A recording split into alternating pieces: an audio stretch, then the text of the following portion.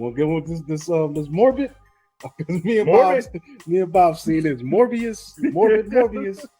And this is an interesting film, man. Starring Jared Leto as the titular Marvel character. I don't even know what that word means, but yeah, I was about to say, man, that's because it's the title. Dangerously ill with a rare blood disorder and determined to save others from the same fate, Dr. Morbius attempts a desperate gamble. While at first it seems to be a radical success, a darkness inside of him is soon unleashed. And yeah, that's it, man. It's starring Jared Leto. We get Matt Smith, Adria Arjona, Jared Harris, Tyrese Gibson, and Al Madrigal.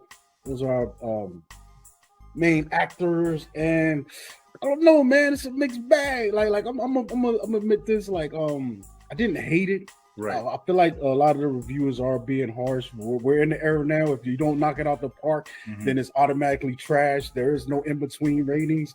And there were things I liked about this thing, and there were things that were kind of stupid. Yeah. To put it lightly, yeah. So what I did like, I did like the backstory. I like the little kid moments where we flash back to him being young and dealing with his disease and ended up like in a hospital for these type of kids. And then we go on, we meet his childhood friend who becomes his adult friend, and they're both end up going in a line of work that's kind of attempting to find a cure for themselves and people like them. And pretty much the disease is terminal. These people die earlier than everyone else. So he's putting his last effort into finding the cure. His buddy's kind of just leaning back on the kind of dialysis thing, just wasting away as well. But he takes the ultimate risk. It's kind of weird. He does this. It's kind of remind me of Hulk, man, where Banner's messing with the gamma stuff to try to find things out, but he's messing with these bats, and he combines their DNA with his, and the powers that he gets, some of them don't make no sense, but I'm just riding with it because it's already ridiculous, man. You look at the heart of a lot of these superhero movies, the whole idea is crazy, but we suspend our disbelief when we want to. So I don't see why people are going extra for this film. That's the thing. You have to give this one the same amount of leeway that you give any other Marvel films. I mean, y'all are telling me all of the Avengers and all the other characters. I mean, y'all are telling me that Iron Man can't press close. He can't press close. And Cap wouldn't have been, put in a cryogenesis chamber for, however long. We know there's no personal assistant with that much functionality. Jarvis, no. So I mean, we have to suspend our belief. We suspend our disbelief all the time. And, it's just that with those other films compared to this one, I will say certain things are at a different quality level, like plotting wise and acting and stuff like that are way better in those. So we let that craziness rock. Yeah, and another thing that I did appreciate and I liked about it, whether it fell short or not, the new approach on the vampire lore as a whole. You know what I'm saying? They just it's completely. I don't know if he was really a vampire though. That's what I'm saying, because he just happened to be a dude. Like they live off blood, but the traditional limits of a vampire were not there. No. I mean, he does vamp out though. Yeah. I mean, he does. He wants blood. There are points where that's where it stops. But he does have physical changes, and he can't fly. Like holy water don't work on him, and all that craziness. The sun don't kill him. Yeah, so I can only assume that the cross don't kill him either. Things like that. But he does still have a certain look of a traditional vampire at times. But I like the fact that they tried to put this different spin on that, just to kind of create character building and give us this style of vampire. I like the powers. Forward. That's one thing that cool. I like the powers, how those were manifested. Even though it didn't make sense how he could teleport and like a move like that. I don't see how you get that from being bit by a bat. But once again, you suspend. Man, teleporting. Yeah. It's and like he got radar. He moves like fast. He's like Nightcrawler. And then it looks like he's teleporting, but I think he's moving fast. Yeah, and then he gets like Spidey sense through his eyeballs. His eyes change different, and then he can like different. You got like a radar. Yeah, it's like like a little bit of Daredevil mixed. Yeah. So, but see, the cool thing about that is since we have this different style vampire, it does make more sense if we ever do get introduced to Blade, how those two characters could cross paths somewhere down the line. I mean, they're both daywalkers. That's what I'm saying. Essentially, I don't know what's going on, because when this film starts, it says in association with Marvel. Even though this is, I don't know, man, and something happens too crazily that don't make no damn sense. Like the end credit scenes, they were both ridiculous to me. I was like, they didn't need these, but now we're so used to getting these scenes in these movies now, they just gotta do them. But it does. I think that what it's doing is gearing us towards another film that's going to come, and we can't. It is, but it was so heavy-handed and so clumsy and didn't make no sense. It is. I'm not negating what you're saying, and we can't even talk about. That's why we have to leave out certain casting calls and things of that nature. Well, let me get to the like I said, I like the power things. I like some of the fights, the action sequences I thought were cool, and some of the interpersonal human stuff was actually very good. But I'll tell you what drug this film down: Tyrese and Madrigal. And not that they were bad actors, but what they had them doing in this film was so stupid. They were basically essentially being Batman and Gordon, but terribly. It's like if you got that, but the writing was bad, and they just showing up being stupid, like the worst cops conversation, the dumbest cops. like you were just waiting for someone to be like, "This shelf looks dusty." It is dusty. Look at my finger. I mean, it was Captain Obvious, and Tyrese had a weird mustache going on. It like, he had a mustache. He had a straight porn stash. I would have been happier if he would have just came out and said, "We hungry." Like one time, I would have excused so much. Yeah, but it was bad. It dragged the film down. To be honest, it kind of felt like they had this like over the top banter between the two of them to kind of create this thought that there was this long lasting relationship, but they didn't even really. You didn't get that sense. It's just like it was like watching like Amos and Andy or something. It's like are y'all just trying to crack jokes on each other and shit? Like, dude, how are y'all partners? And how many crimes do y'all got solved? Like, you probably got case files on top of case files where nobody caught. Yeah, they were the worst detectives I've ever seen. Ever. I mean, I don't know, man. Ultimately, if I do gotta rate this thing. So tell me this.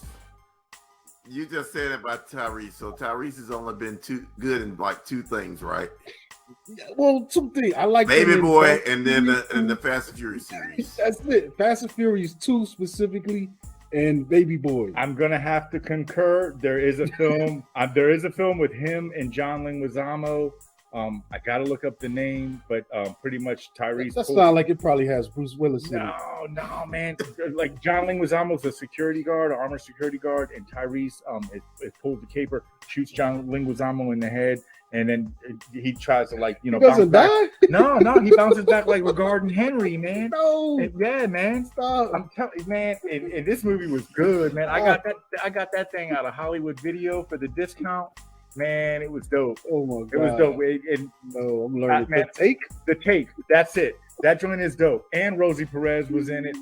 Man, it's surprisingly good. And watch, anyone who watches it is gonna be like, "Damn, Blockbuster was on to something." So, I would suggest check that joint out. I'm gonna track this down, man. I'm gonna hold you to that. I got the physical media. If you can't find it, man.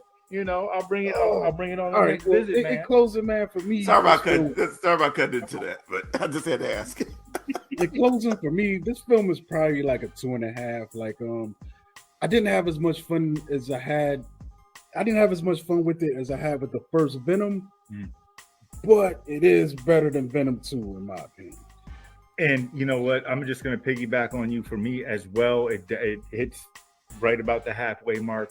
And if we're comparing it to Venom, the look of the special effects, hit a little heavier with the Morbius film for me. I think the effects did great on this. Like they weren't just a bunch of messy pinnacles looking. I thought they did pretty good with the fights and what that was one thing that worked for me. And there was like this undertone of an emotional compass that you're still riding with pertaining to some of the characters and stuff. So I was rooting for him. Yeah, that kind of it kind of rings the I was hoping he got away from Tyrese and them. Yeah, man. Just without the cops. I mean, next time just throw Blade in that thing, man.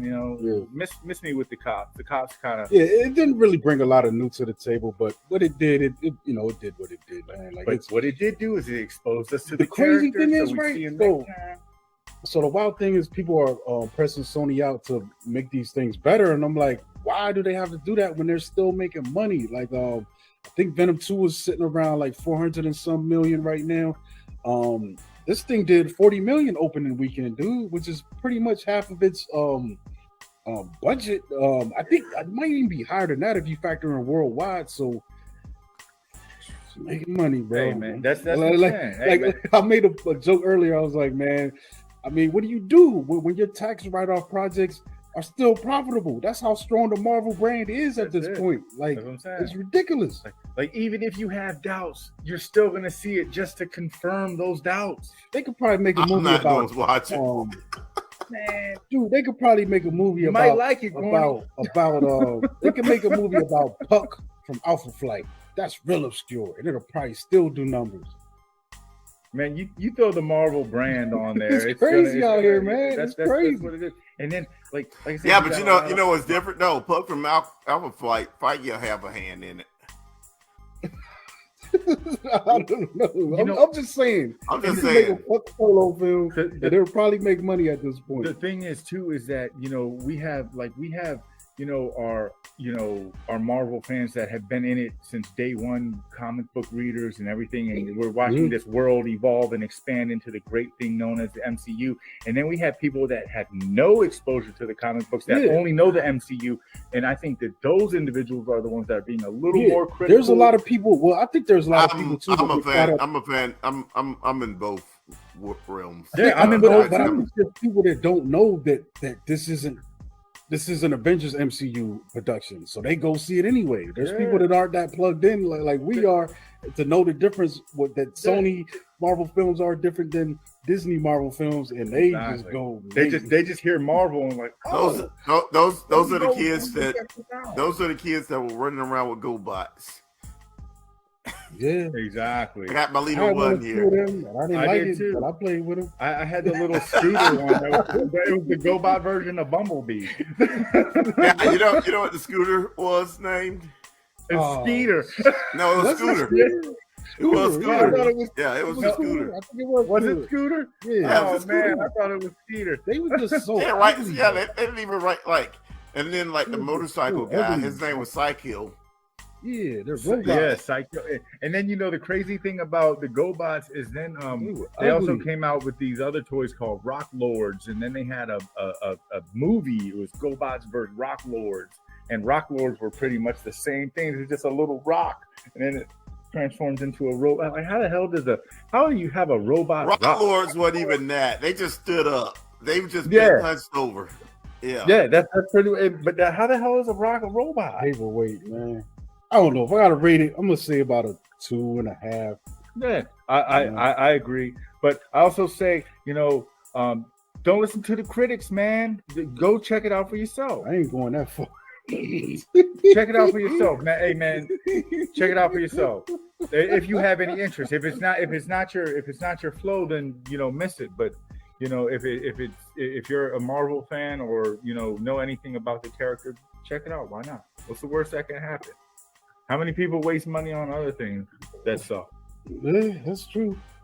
So you're saying it sucks? No, I'm saying it's the halfway. It's the halfway. No, I'm saying like a lot of us waste money on things that suck. So this is halfway point. You know what I'm saying? I sent some money to a Nigerian prince. That's broke. So what do you got, man? Who next?